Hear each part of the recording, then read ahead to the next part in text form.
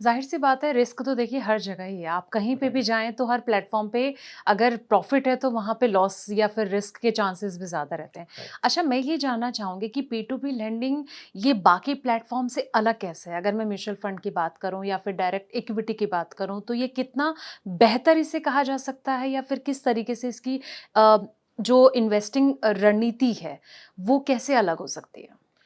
सो मतलब मेरा view point ये है कि हर एक इंस्ट्रूमेंट का अपना प्रोज एंड कॉन्स होता है, हुँ, अपने रिस्क फैक्टर्स है और अपने रिटर्न फिलोसॉफीज है। हुँ, अब कोई निवेशक ये देख रहा है कि मुझे अगले 5-10 साल 15 साल में एक अग्रेसिव वे में रिटर्न्स चाहिए, हाँ, या तो मुझे ग्रोथ के हिसाब से देखना है, हुँ, तो definitely they will always look forward to equity, direct और म्यूचुअल फंड और whatever way. Hmm, hmm, right, but एक सही पोर्टफोलियो हुँ, या तो एक वेल्थ बिल्डिंग करने वाला निवेशक हमेशा हर एंगल से सोचता है हुँ, कि क्या मेरे पोर्टफोलियो में अग्रेशन है। हुँ, ओके, होना चाहिए कुछ पोर्शन तक। हुँ, क्या मेरे पोर्टफोलियो में स्टेबिलिटी है, हुँ, होनी चाहिए अप टू सर्टेन परसेंटेज, वो एफडी के अंदर जाना चाहिए। क्या हुँ, मेरे पोर्टफोलियो के अंदर एक रेगुलर इनकम का सोर्स है, हुँ, तो कोई फिक्स्ड इनकम इंस्ट्रूमेंट के ऊपर मेरा एक्सपोजर होना चाहिए। हुँ, क्या मेरे पोर्टफोलियो के अंदर हुँ, कोई फ्यूचरिस्टिक असेट मैंने हुँ, ऐड की है, जैसे गोल्ड हो गया, सिल्वर हाँ, हो गया, कि हुँ, जिस जो हमेशा वैल्यूएबल रहेगी, वैल्यू ऊपर हुँ, नीचे हो सकती है but it will always be there, right. So जब एक निवेशक हर एक एंगल से सोचेगा, हुँ, तो ये सारे इंस्ट्रूमेंट कुछ ना कुछ हद तक एक हाँ, पोर्टफोलियो में आना जरूरी है। Hmm, now based on the age, based on आपका रिस्क एपेटाइट, आप इसके कंपोजिशन बदलोगे। हुँ, बट अगर कोई ये बोल रहा है कि क्या equity can be replaced by fixed income, hmm, I would say, I mean, is it possible? Hmm, It is like comparison of apple and oranges. Hmm, so वो नहीं हो सकता है, तो एक कंपोजिशन लेवल पे हमें सोचना चाहिए, या तो निवेशक को हमेशा सोचना चाहिए कि मेरे पोर्टफोलियो के अंदर क्या है। सपोज मैं अगर 40 साल का हूँ, हुँ, तो 40 साल की एज में मेरी फिक्स्ड इनकम की एक्सपोजर अब बढ़ने लगेगी, कि हुँ, मुझे रेगुलर बेसिस पे कुछ इनकम का सोर्स आना चाहिए, हुँ, या तो मेरे पोर्टफोलियो में एक कंपाउंडिंग का इम्पैक्ट मुझे लेना है, hmm, not very very aggressive growth का इम्पैक्ट, राइट। तो मैं फिर बॉन्ड मार्केट के ऊपर, fixed income hmm, mutual fund के ऊपर, P hmm, two P lending के ऊपर एक्सपोजर बढ़ाऊंगा मेरा। Okay, so that is how one should look at it. Hmm, P two P specifically जो आपने सवाल पूछा, उसका आंसर ये बन सकता है कि P2P lending can add a good value to your portfolio at a okay, composition level। अगर आप उसमें से 5-10% हुँ, असेट का अलोकेशन करते हैं, तो 10% असेट के ऊपर आपका रेगुलर बेसिस पे प्रिंसिपल प्लस इंटरेस्ट आएगा। हुँ, सो जो भी इंटरेस्ट आ रहा है, हुँ, अगर आप उसको रीलैंडिंग कर रहे हो, री इन्वेस्ट कर रहे हो, हुँ, तो उसके ऊपर इमीडिएट कंपाउंडिंग इम्पैक्ट आना चालू हो सकती है। ओके, सो अगर इन अ नॉर्मल सिनारियो हुँ, 12 से 15% का एनुअलाइज रिटर्न आपके पोर्टफोलियो में बन रहा है, हुँ, अगर आप उसको राइट वे में स्ट्रेटेजाइज करके रीलैंडिंग करते जाएंगे, हाँ, तो ये 15% के ऊपर भी जा सकता है, okay. Which could be a good addition to your portfolio returns. हुँ, बिल्कुल। अच्छा, बहुत अच्छे से आपने डिफ़ाइन किया कि कितना बेहतर ये हो सकता है।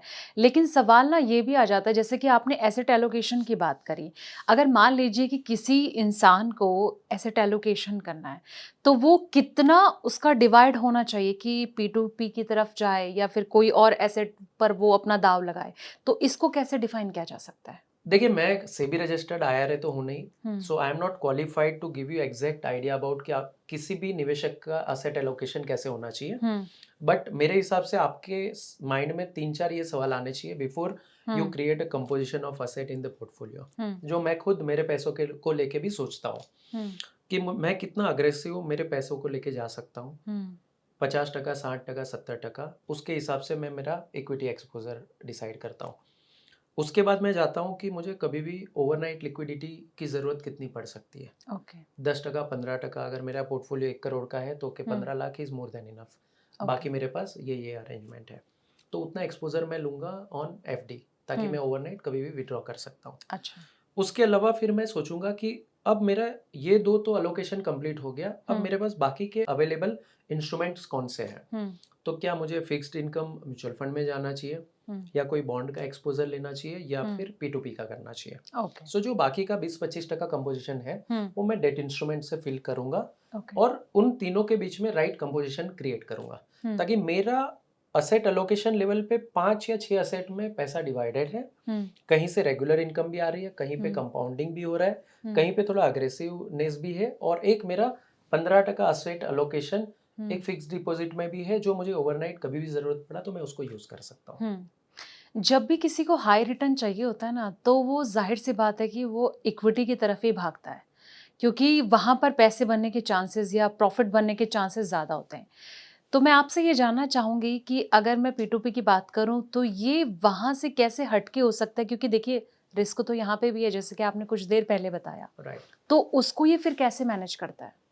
सो अगर साइकोलॉजिकल लेवल पे मुझे देखना है दोनों इंस्ट्रूमेंट्स का डिफरेंस, तो इस तरीके से हम देख सकते हैं कि कभी-कभी first biggest difference point is equity is your exposure in the business. हुँ, अगर बिज़नेस ग्रो करेगा, कंपनी की अर्निंग ग्रो होगी, तो आपकी स्टॉक वैल्यू बढ़ेगी। हुँ, उसके साथ-साथ बहुत सारे मैक्रो इकोनॉमिकल एस्पेक्ट्स भी वहाँ पे जुड़ जाते हैं हुँ, कि अच्छा इंडिया के अंदर एफआईआई का फ्लो कितना आ रहा है, हाँ, डोमेस्टिक इन्वेस्टर का फ्लो कितना आ रहा है, हुँ, क्या म्यूचुअल के फंड के थ्रू पैसों का फ्लो आ रहा है, तो हुँ, उसके हिसाब से भी बहुत सारी प्राइसिंग इम्पैक्ट आती है। हुँ, बट मोटा-मोटी आपका एक्सपोज़र जो है, हुँ, वो कंपनी के बिज़नेस के ऊपर है।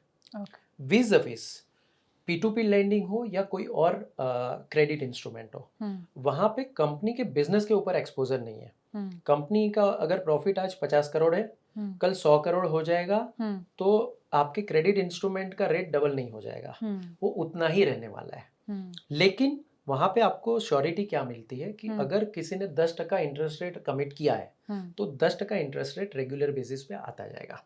अच्छा, राइट? तो दोनों इंस्ट्रूमेंट बिल्कुल ही अलग तरीके से ऑपरेट करते हैं। हुँ, एक कंपनी के बिज़नेस के ऊपर है और हुँ, दूसरा कंपनी की रीपेमेंट कैपेबिलिटी के ऊपर लेता है। हुँ, अब P2P लेंडिंग के अंदर आप एक स्टेबल कैश फ्लो कैसे सोच सकते हो हुँ, कि P2P लेंडिंग में अगर आपने लेट्स से 1 लाख रुपए का निवेश किया है, तो 1 लाख रुपया 300-400 बोरोवर्स में चला गया। हाँ, अब ये 400 बोरोवर्स के पास जब पैसा गया, अब हुँ, 400 बहुत अलग-अलग रिस्क कैटेगराइजेशन वाले बोरोज़ आपने चूज़ किए हैं। हुँ, हो सकता है उसमें से कुछ डिफ़ॉल्ट करेंगे, जो हमने आगे भी हाँ, कैलकुलेट किया था। हुँ, तो मान लीजिए वो 14 बोरोवर्स डिफ़ॉल्ट करेंगे, लेकिन हुँ, बाकी के 386 बोरोवर्स तो पे करेंगे।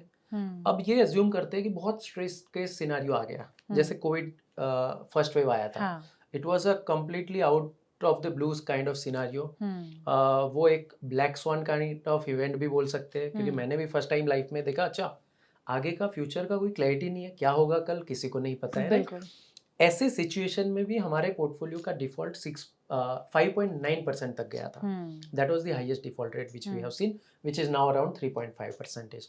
तो ऐसे स्ट्रेसफुल सिनेरियो में भी 6% अगर डिफ़ॉल्ट जाता है, हाँ, तो 6 multiply by 4 times hmm, 24 loans के डिफ़ॉल्ट हो सकते हैं at a portfolio of 400 loans, okay, which can be easily covered hmm, by the returns given by the other remaining loans, okay, which is 376. हुँ, सो दोनों instrument बिल्कुल ही अलग तरीके से operate करते हैं। यहाँ पे आपको क्या समझना चाहिए हुँ, कि मैक्सिमम रिस्क मेरा क्या हो सकता है, हुँ, क्या मेरे प्रिंसिपल के ऊपर सवाल आ सकता है, मुझे कितना डाइवर्सिफिकेशन करना चाहिए और कितना रेगुलर पैसा मेरा वापस आएगा। Okay, So it's about getting regular income hmm, from these borrowers, hmm, whereas equity is all about getting long term returns. हुँ, अब वहाँ पे भी साइक्लिकल इम्पैक्ट है, हुँ, जैसे आप 2013-14 से लेके 2020 हुँ, 22 तक 21 तक का साइकिल देख लीजिए, आपको हुँ, उसके बीच में हार्डली कभी रिटर्न मिले होंगे। हुँ, अगर इक्विटी म्यूचुअल फंड है या तो डायरेक्ट इक्विटी हुँ, एक्सपोजर है, बट उसके बाद बहुत ही अच्छे मिले। That is why we always say हुँ, कि you have to stay invested. हुँ, साइकिल को आप टाइम नहीं कर सकते हो, बट साइकिल का वेट ज़रूर कर सकते हो, हुँ, राइट? यहाँ पे आपको साइकिल का वेट करने की ज़रूरत नहीं है। हुँ, it's already going on, so hmm, month over month उसका रिजल्ट आता जाएगा। बट वहाँ पे फिर आपके रिटर्न की एक लिमिटेशन है, हुँ, जिसको आप एड्रेस कर सकते हो कंपाउंडिंग के साथ, रीलेंडिंग के साथ। हुँ, बट दोनों इंस्ट्रूमेंट बिल्कुल ही अलग है, और कोई भी निवेशक को हुँ, ये माइंड में एकदम क्लैरिटी के साथ चीज़ों को रखनी चाहिए हुँ, before taking the investment decision. हुँ। कंपाउंडिंग का बेनिफिट कितना मिलता है P2P की अगर बात करूँ तो? चलो थोड़ा एक मैथमेटिकल टर्म्स में देख लेते हैं। हुँ, सो मान लीजिए मैंने 100 रुपये निवेश किए P2P लेंडिंग प्लेटफॉर्म के ऊपर, हुँ, उसके ऊपर मुझे नेट रिटर्न मिला 15% का। हाँ, अगर ये 15% का हर महीने मुझे रिटर्न आ रहा है, सो हुँ, मान लेते हैं कि हर महीने का रिटर्न मेरा बनता है 1.25%। हुँ, सो 1 रुपया 25 पैसा हर महीने का मेरा एडिशनल रिटर्न आ रहा है। ओके, अगर ये 1 रुपया 25 पैसा हुँ, मैं हर महीने वापस से रीलैंडिंग करते जाता हूँ, तो हुँ, एक साल में हुँ, टोटल 15 रुपया मैं और लैंड करूँगा। हुँ, अगर सिंपल टर्म्स में हम देखें, 15 रुपया जो मैंने और लैंड किया, उसके ऊपर मुझे और 15% का रिटर्न आएगा, ओके। Which becomes 2.25%। हम्म। सो मेरा पोर्टफोलियो लेवल का जो रिटर्न है हम्म। वो 17.25% हो गया। अच्छा। सो सीधा का सीधा 2.25% का बेनिफिट हम्म। मुझे जस्ट बेसिक कंपाउंडिंग से मिल रहा है। अभी तो मैंने बेसिक कंपाउंडिंग किया, हाँ। लेकिन आप जब ₹1.25 वापस से लैंड कर रहे हैं, वो ₹1.25 के ऊपर आपको जो रिटर्न आ रहा है वो अगले महीने आप वापस लगाएंगे, राइट। तो कंपाउंडिंग की इम्पैक्ट बहुत हाई लेवल पे आपको दिखेगी over the period of years. So अच्छा। अगर आप 4-5 साल तक कंटिन्यूअसली ये स्ट्रेटेजी फॉलो करते हैं तो हाँ। आपका पोर्टफोलियो लेवल का एवरेज रिटर्न 18 से 20% के बीच में आराम से जा सकता है। एंड अच्छा। That's not because the instrument has a high power, because the instrument has a characteristic जिसको आप यूटिलाइज कर रहे हैं कि लैंडिंग रीलैंडिंग फॉलो करो तो जो इंस्ट्रूमेंट नॉर्मल टाइम में 15% रिटर्न दे रहा है हाँ। वो आपको 17.25% दे रहा है, और over the period of time 18 से 20% का CAGR आपको आराम से मिल सकता है। आपने तो ये बहुत इजीली बताया, मैथमेटिकली आपने जिस तरीके से डिफाइन किया।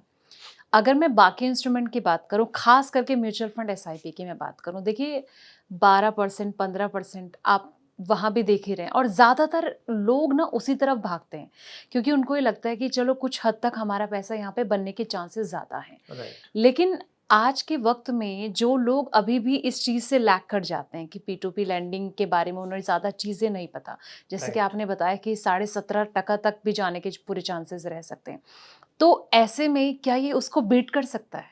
सो अगेन आपको साइकिल के हिसाब से देखना पड़ेगा। जब इक्विटी मार्केट की डाउनवर्ड साइकिल है तो डेफिनेटली बीट कर रहा है, अच्छा। बिकॉज यहाँ पे तो आपकी डाउन साइड काफ़ी प्रोटेक्टेड है थ्रू डाइवर्सिफिकेशन। सो हो सकता है 15 की जगह पे आपको 13% का रिटर्न मिला, बट हाँ। वो तो मिल ही रहा है compare to few years in equity cycle जहाँ पे कभी नेगेटिव रिटर्न भी जाता है, कभी जीरो भी रहता है।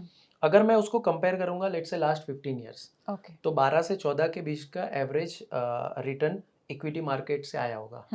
तो क्या वो कंपेरेबल हो सकता है? डेफिनेटली हो सकता है। लेकिन अगर मैं उसको कंपेयर करूंगा 2020 से लेके 2022 के पीरियड को, वो बीट नहीं कर पाएगा, because that time equity market perform really well, give amazing returns, right. तो इसीलिए वापस से मैं एक basic philosophy of the investment पे जाता हूँ, जो मैंने बहुत टाइम राकेश झुनझुनवाला जी से भी सुना है, वॉरेन बफे से भी सुना है कि nobody can time the market. You can read the signal, stay invested. And when they say market, it is not just about equity market. आप अगर वॉरेन बफे की पिछले 2-3 साल की फिलोसॉफी देखेंगे, he was heavily putting money in bonds. Because he was expecting कि market perform नहीं करेगा, तो मेरे बॉन्ड मार्केट से एक फिक्स्ड इनकम का रिटर्न आता जाएगा, फिक्स रिटर्न आता जाएगा, मुझे इक्विटी मार्केट में एक्सपोजर वापस से लेना होगा, तब तक मेरा ये 5 से 8% का एवरेज रिटर्न बनता जाएगा। So money will not remain idle, but I will keep getting some percentage of returns. So all these big investors always believe in one philosophy that you cannot time market. मतलब कोई भी investment गुरु आके ये बोले कि अरे नहीं, पिछले 40 सालों के मार्केट के टाइम में से जो 300 ट्रेडिंग सेशन के अंदर सबसे ज्यादा रिटर्न हुए वो मैं टाइम कर सकता हूँ, हो ही नहीं सकता, practically impossible. It is as impossible as कि कोई आके ये बताए हमें कि आपके 20,000 करोड़ के लैंडिंग पोर्टफोलियो में, P2P लैंडिंग पोर्टफोलियो में, प्लेटफॉर्म लेवल के डेटा में जो 50-60 लाख बोरोवर्स को लोन दिया आपने, उसमें से मैं आपको बता सकता हूँ कि ये 3.5% लोग डिफॉल्ट करेंगे। दोनों ही इम्पॉसिबल है। It's all about probability, so nobody can time that और nobody can predict this. Now we all can diversify and reduce the probability of default or in case of P2P lending, or you can increase the probability of returns in case of equity by stay invested in a longer period of time. So अलग अलग time पे comparable भी है, कहीं पे ज़्यादा भी दे सकता है, कहीं पे कम भी दे सकते हैं। इसीलिए हमेशा एक पोर्टफोलियो लेवल पे हमें सोचना चाहिए कि मैं हमेशा मेरे पोर्टफोलियो में 5 या 6 चीज़ें होनी चाहिए, भले कितना छोटा पोर्टफोलियो क्यों ना। कोई निवेशक का खाली 50,000 का पोर्टफोलियो है, बट 50,000 के पोर्टफोलियो के अंदर भी वैसे ही देखना चाहिए। I was sitting with my nephew 2 days back, so he got 60,000 rupees gifted by grandmother. अब वो मेरे साथ बैठ के डिस्कस कर रहा था कि मैं ये पैसे कहाँ कहाँ पे लगाऊं। So he wanted to take exposure in 2 instruments. Then I explained कि at your age of 19 years hmm you can be the most aggressive investor, but still take highest bet on that instrument, hmm but take bet on these three instruments as well, hmm and understand how money works, hmm right? Then only you will be able to understand power of each and every instrument. अब 60,000 के portfolio में भी वो 4 चीजें करेगा. सो उसी तरीके से हर निवेशक को, हर इन्वेस्टर को अपने पोर्टफोलियो लेवल पे राइट स्ट्रेटेजी फॉलो करनी चाहिए.